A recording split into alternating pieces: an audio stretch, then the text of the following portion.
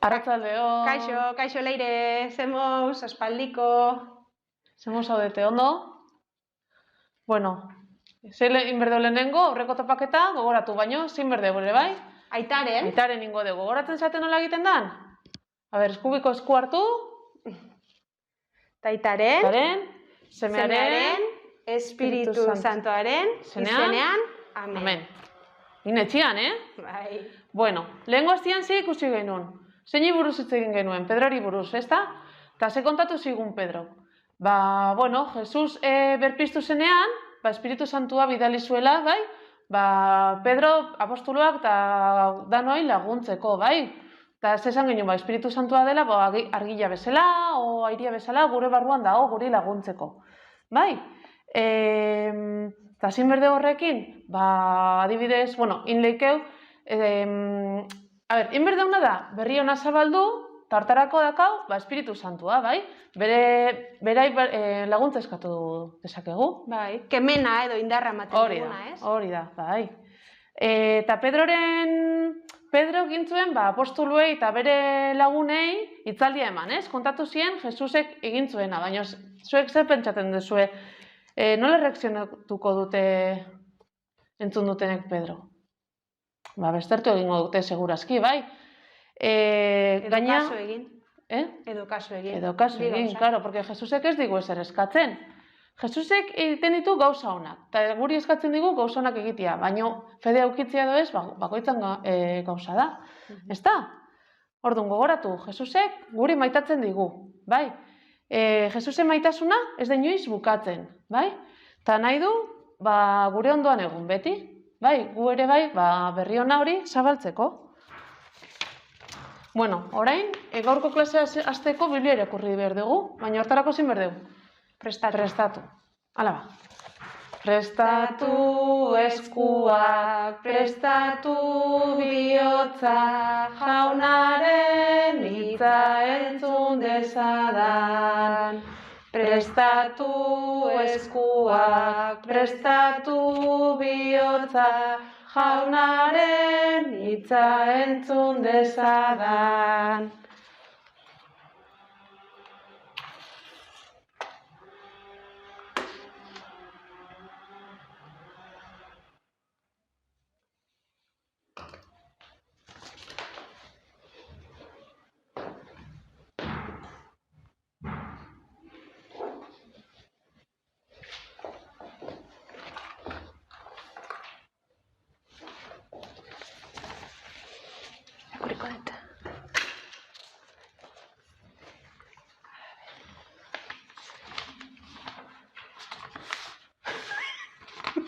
Barkatu,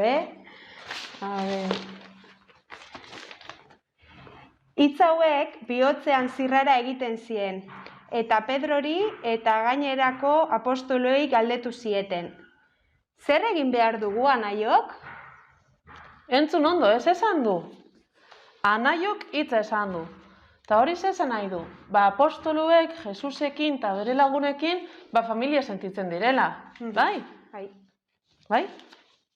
Gogoratu apostoluek, Jesusek segitzen dutela eta utzi dutela bere lana, bere familia eta dana. Familia bezala sentitzen dialako, bai? Eta gainera, Jesusek deitu digu, familia hortako parte izatera, ez? Bai? Hau da, kristauak, bai? Eta nola deitzen da familia hori ere, bai? Elisa. Elisa, hori da.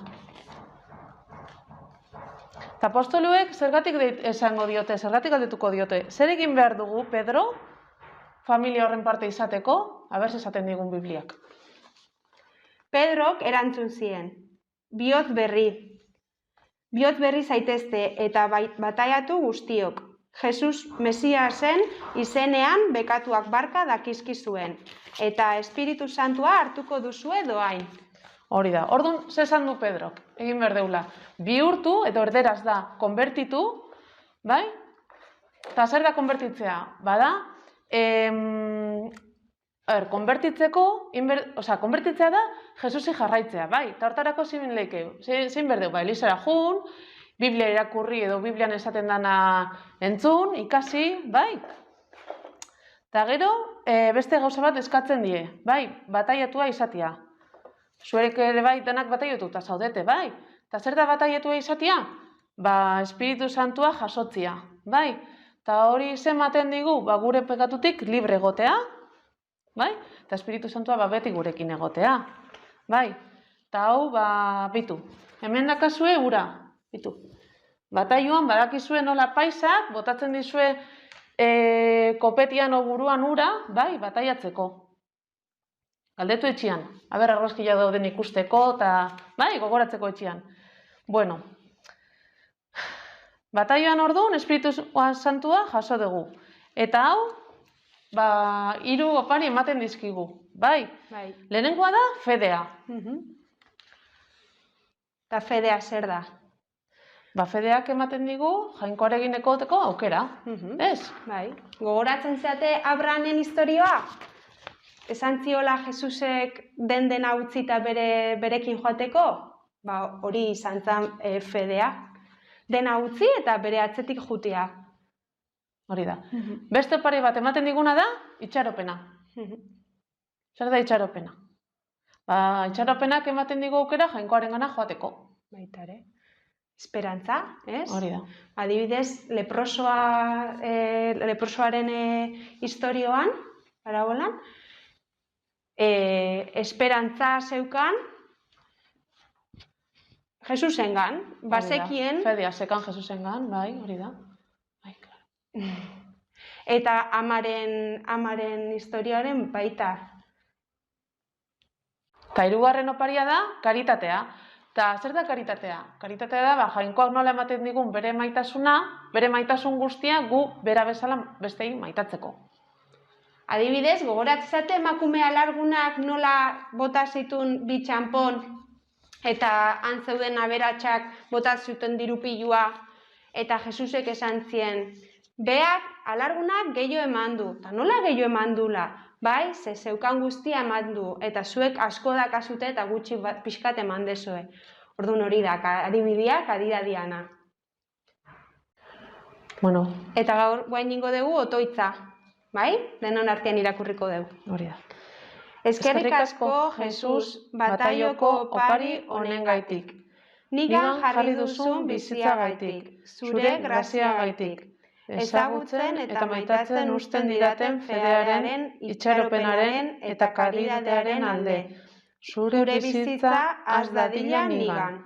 Irakatsi ezaidazu zure hitzarekin elikatzen, otoitzean eta urkoarekiko maitasunean gauzatzeko. Modu honetan, egunero zure antza gehiago izango dut. Santutasunean hasiko naiz, argiaren seme bihurtuko naiz, Elizaren seme. Eta orain, abesti berri bat ingo dugu, bai.